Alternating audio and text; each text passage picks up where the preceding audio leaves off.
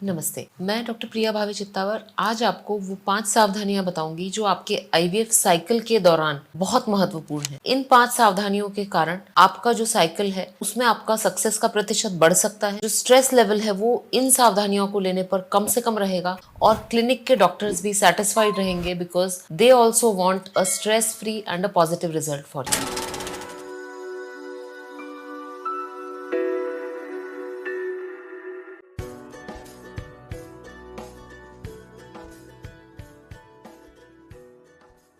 आइए जानते हैं क्या है वो 5 सावधानी। सबसे पहला सावधानी है वो है इंजेक्शंस की क्वालिटी। जी हाँ, आईवीएफ के पहले चरण में 10 दिन तक आपको एफएसएच के इंजेक्शंस लगाए जाते हैं। हमें ये लगता है कि ये एक इंजेक्शन ही तो है, ये हम किसी भी मार्केट से या किसी भी शॉप से हम इसको खरीद के और लगा लेते हैं, परंतु सच्चाई ये है कि आईवीएफ की सक्सेस में इन इंजेक्शंस का बहुत बड़ा रोल होता है। इन इंजेक्शंस की गुणवत्ता फैक्ट्री से बनकर वो क्लिनिक में आप तक किस हालात में पहुंचा है ये भी बहुत इंपॉर्टेंट है। इस बारे में आमतौर पे पेशेंट्स नहीं जानते हैं, परंतु कोल्ड चेन यानी कि जहां वो मैन्युफैक्चर हुआ है वहां से निर्धारित तापमान में, ठंडे तापमान में वो क्लिनिक तक बराबर पहुंचा है कि नहीं, ये बहुत इंपॉर्टेंट है, क्योंकि यदि ऐसा नहीं हुआ है तो इंजेक्शन की जो पोटेंसी है वो वीक हो सकती है। अब हम केवल यदि ब्रांड देखकर किसी भी जगह से इस इंजेक्शन को खरीद लेंगे तो हमने पैसे तो दे दिए, इंजेक्शन तो लगवा लिया, परंतु उसकी पोटेंसी लॉस हो चुकी है क्योंकि हाई टेम्परेचर से उसका एक्सपोजर हो चुका है। इस कारण से जब भी आप आईवीएफ का ट्रीटमेंट कराएं तो हमेशा प्रेफर करें कि सेंटर के अंदर ही जो इंजेक्शंस हैं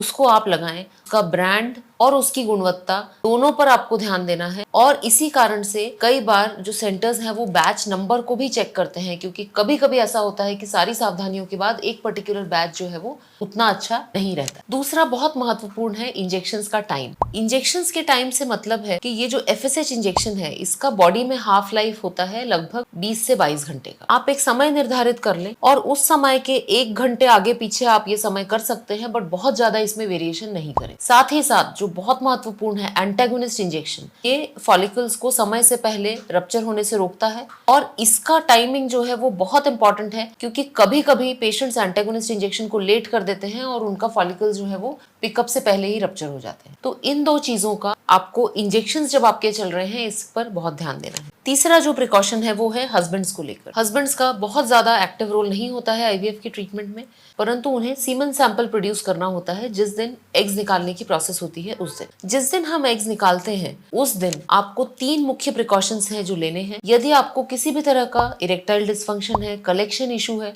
तो आपको क्लिनिक को प्रायर में इन्फॉर्म करना है, जिससे आपको वो पहले से ही मेडिसिन दे सकें जिससे आप सैंपल प्रॉपरली प्रोड्यूस कर पाए। सेकेंडली, जब आप सैंपल देने आए तो स्ट्रेस फ्री माइंडसेट के साथ में आए। जब आप स्ट्रेस्ड होते हैं जो सैंपल है प्रोड्यूस होने में दिक्कत होती है, उसकी क्वांटिटी कम निकलती है, और यदि सैंपल में पहले से ही कम स्पर्म्स हैं तो ये एक दिक्कत का कारण हो सकता है। इसीलिए हमारे क्लिनिक में हमेशा हम एक बैकअप सैंपल फ्रीज करके रखते हैं। कभी उस दिन किसी भी कारण से सैंपल नहीं प्रोड्यूस हो पाए, एटलीस्ट हमारे पास एक बैकअप सैंपल रहता है, हम उसके कारण मेंटली रिलैक्स्ड रहते हैं। और कभी यदि सैंपल मिल ही नहीं पाया तो उस बैकअप सैंपल को यूज कर लिया जाता है। चौथा बहुत इंपॉर्टेंट इंस्ट्रक्शन है, जब आपको क्लिनिक से जो इंस्ट्रक्शंस मिलते हैं उसके बारे में। क्लिनिक के नर्सेस आपको समय समय पर इंस्ट्रक्शंस देती हैं हस्बैंड के प्रेजेंस के बारे में, सैंपल फ्रीजिंग के बारे में, ब्लड टेस्ट कब देना है और उसकी रिपोर्ट कब कलेक्ट करनी है उसके बारे में। तो हर समय अपना फोन आप चालू रखें। साथ ही साथ अपना एक ऑल्टरनेट नंबर भी क्लिनिक को देके रखें कि यदि क्लिनिक आप तक पहुंचने की कोशिश कर रहा है तो आपका एक ऑल्टरनेट नंबर भी हमारे पास होना चाहिए। इसका कारण यह है कि कई बार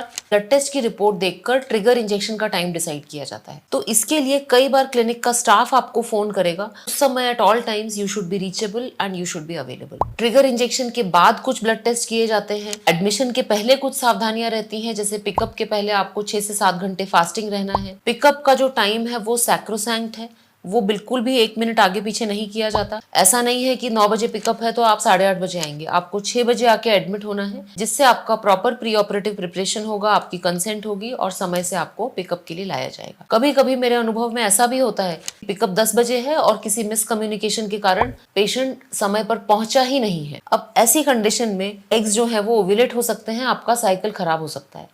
तो ये सारी चीजें ऐसी नौबत ही नहीं आए, इसके लिए इंस्ट्रक्शंस को 100% फॉलो करना आपके लिए बहुत इंपॉर्टेंट। लास्ट और सबसे इंपॉर्टेंट जो प्रिकॉशन है आईवीएफ के दौरान आपको लेना है वो है avoid comparing yourself with others. ये इनएविटेबल होता है, क्लिनिक में बहुत से पेशेंट्स आते हैं, आपके साथ साथ उनका आईवीएफ चलता है, स्कैन में आप साथ में बैठते हैं, बातचीत होती है, तो जाहिर सी बात है कि कहीं ना कहीं हम अपना केस जो है वो उनसे कंपेयर करने लगते हैं। उस पेशेंट के इतने फॉलिकल बने, उनके इतने एम्ब्रियोज बने, उनका एंडोमेट्रियम इतना था, मेरा इतना ही है। ये बातें कभी आपको दिमाग में नहीं लाना है। हर पेशेंट का केस यूनिक है, भले ही आप सबका आईवीएफ हो रहा है पर सबका आईवीएफ अलग तरीके से किया जा रहा है, अलग कारण के लिए किया जा रहा है। तो डॉक्टर जानता है कि आपका केस बाकी केसेस से अलग है और वो उसके हिसाब से आपका ट्रीटमेंट कर रहा है। यदि आप कंपेयर करेंगे तो केवल आपका स्ट्रेस लेवल बढ़ेगा, इससे आपको फायदा कुछ भी नहीं होगा।